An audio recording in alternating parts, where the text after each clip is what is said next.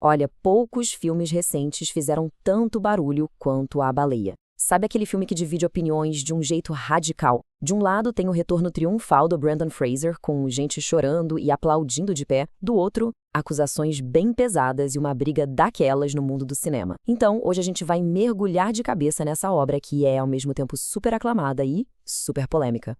E para a gente ter uma ideia do tamanho da polêmica, é só olhar o que parte da crítica falou. O site Omelete, por exemplo, não aliviou nem um pouco. Palavras como inautêntico e até nojento. Pesado, né? Essa visão diz que o filme, na verdade, errou a mão na tentativa de ser humano e acabou transformando o sofrimento do personagem num tipo de show de horrores. Só que, do outro lado da moeda, o público reagiu de um jeito completamente diferente. Uma frase do próprio filme dita pelo personagem principal resume o sentimento de muita gente. As pessoas são incríveis. Quem viu o filme e se emocionou, enxergou ali uma história sobre bondade. Então a gente tem crítica versus público, exploração versus empatia. É bem no meio desse cabo de guerra que A Baleia vive. Ok, vamos organizar essa história. Para a gente entender toda essa complexidade, nosso caminho vai ser o seguinte. Primeiro, vamos ver como o filme virou esse fenômeno todo. Depois, a gente entra na história do Charlie. Aí, vamos falar da atuação espetacular do Brendan Fraser, analisar os elogios e, claro, as controvérsias, decifrar os temas por trás da história e, no fim, pensar sobre o legado complicado que ele deixa. A jornada de A Baleia foi muito mais que um lançamento de filme qualquer. Foi um verdadeiro evento, sabe? Com uma história muito forte acontecendo tanto na tela quanto fora dela. E a ascensão foi assim, meteórica. Tudo começou lá em Veneza, em setembro de 2022. O filme acabou e o pessoal aplaudiu de pé por minutos a fio. Ali já deu para sentir que a atuação do Fraser era algo de outro mundo. A partir daí, foi uma bola de neve, até chegar com tudo no Oscar em março de 2023 e levar 2 prêmios para casa, consagrando de vez a volta do Brendan Fraser. Agora sim, vamos entrar no coração do filme, a história do Charlie. Toda a narrativa se passa em uma única semana. Uma semana que é decisiva na vida de um homem que está correndo contra o tempo para ter uma última chance de consertar as coisas. Então, a gente conhece o Charlie.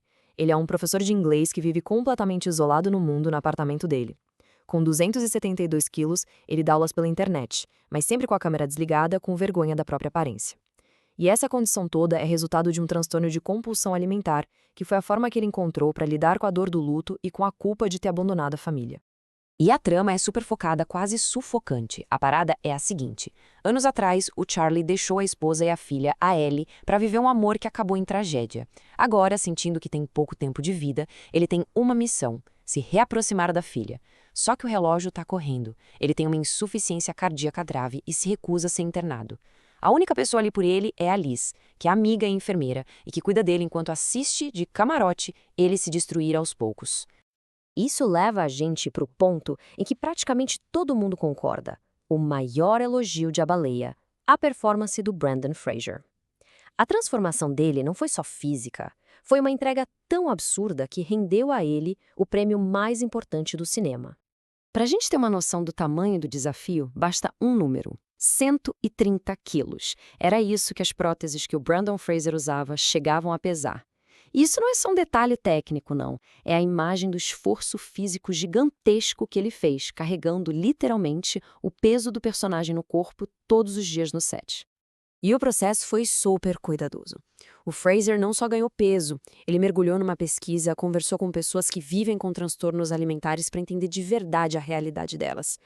E some a isso sessões de maquiagem que duravam, pasmem, até 6 horas por dia. Foi uma dedicação absurda para trazer autenticidade para o papel. E o resultado de tanto esforço? Bom, a estatueta de melhor ator no Oscar. Para muita gente foi bem mais que um prêmio. Foi a coroação de uma das voltas por cima mais emocionantes de Hollywood, consolidando a carreira de um ator que todo mundo adora e que, depois de anos meio sumido, voltou de um jeito que ninguém vai esquecer. Ok, a atuação do Fraser foi unanimidade. Mas o filme se tornou um verdadeiro campo de batalha.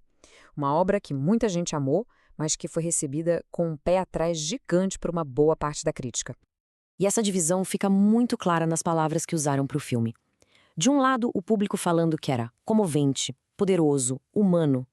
Do outro, a crítica descendo a lenha com termos como explorador, maniqueísta e até gordofóbico.